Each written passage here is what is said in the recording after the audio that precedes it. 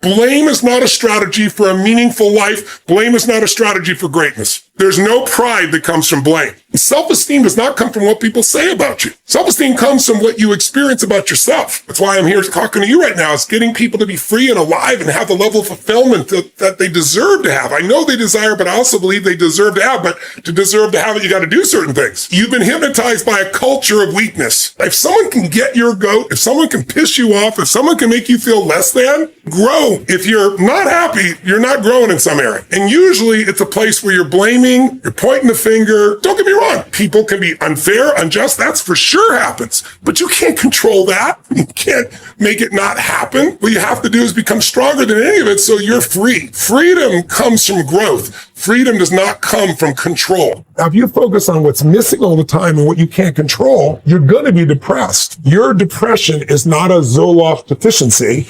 It is the fact that you are doing something in your mind that is producing that depression. And if you constantly focus on what's missing and what you can't control, you tend to focus more on things in the past. Choice is a gift. It's always there. You can choose what you focus on, and what you focus on is what you're going to experience. You can focus on things that make you suffer. You can focus on things that make you grateful. The mindset has to be destroy any limitation and move forward, move forward, move forward. There is a way, move forward. If you don't experience life, you experience the life you focus on.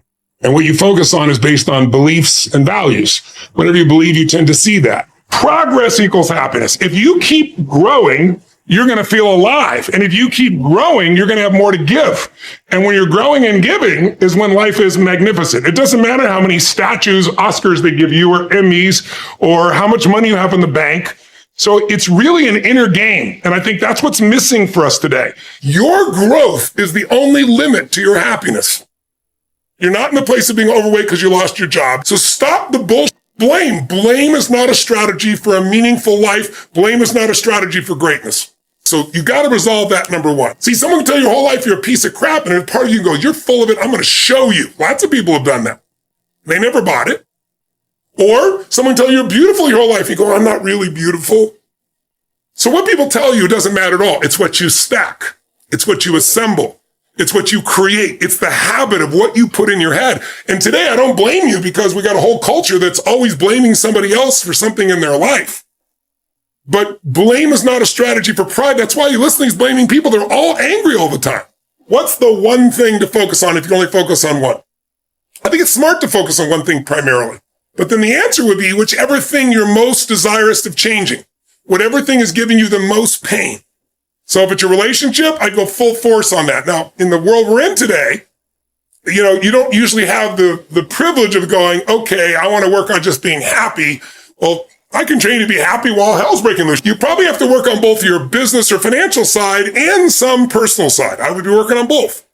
And to me, the way to attack that, if you're not sure which area, is to start with the body. I always teach physiology first. Change the body, you'll change the emotions. If you change the emotions, you'll change your decisions, you'll change the quality of your life. Because the quality of life is your emotions. It's not what you get. You can have $1 billion and commit suicide. People have done it. You can have beautiful relationships and commit suicide. You can have people loving you and be sad all the time. Our pattern of emotion is our home. And you have to upgrade your home. You have to train it. And one way to train it is the emotion comes from the way you move, the way you breathe, the way you speak. When I used to be depressed, and I don't get it anymore, I just took it out of my life. I even took the language of it out of my life. Because the words you create a biochemical response. But when I did that decades ago, because I was like having those thoughts like, is there a reason to still be here? That kind of crazy shit in your head. I got out of it by using anger originally.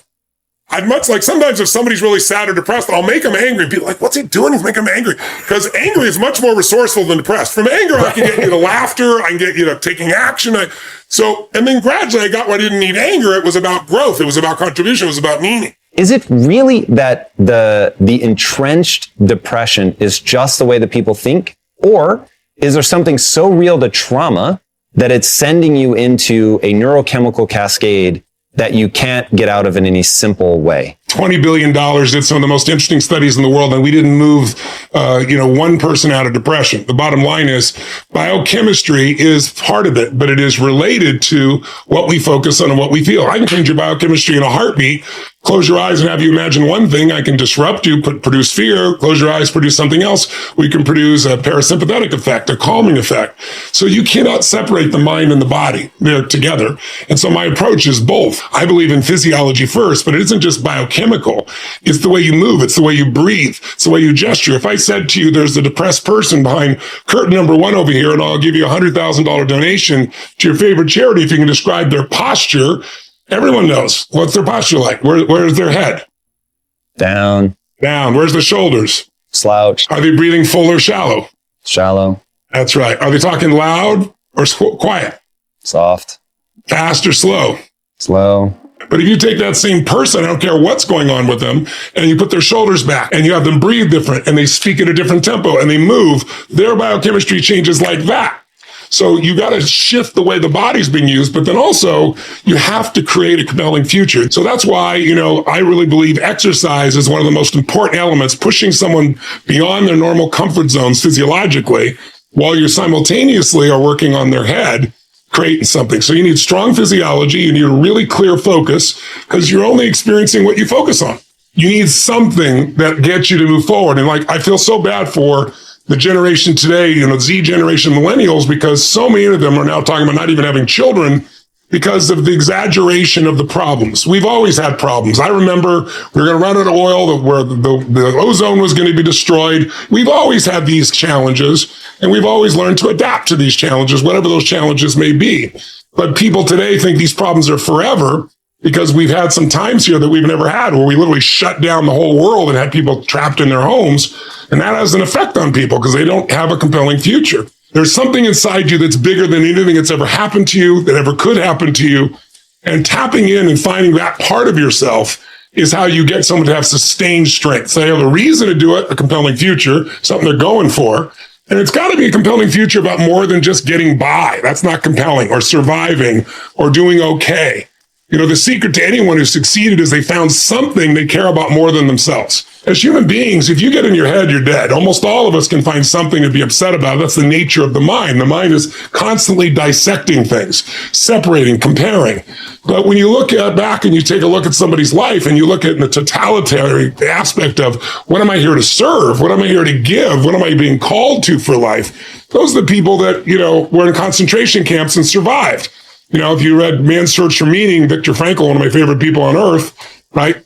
His entire piece was they had a will to live because they had a compelling future. They said, I'm going to live so that I can tell this story so it'll never happen again. They suffered the most intense suffering, but they made it through it because they had a compelling future. So identity and compelling future are the ultimate things that shape people. Why are they still depressed if they're taking a depressant? Because all the depressant does is numb you. But they're still focusing what's missing. They're still focused on what they can't control. They're still focused on past or present that's not the way they want it to be, or making up a future that's scary. Well, you're going to be depressed no matter what unless you take control of those factors. I don't see it as a rationale. I see it as a gift. Choice is a gift. It's always there. You can choose what you focus on, and what you focus on is what you're going to experience. You can focus on things that make you suffer. You can focus on things that make you grateful.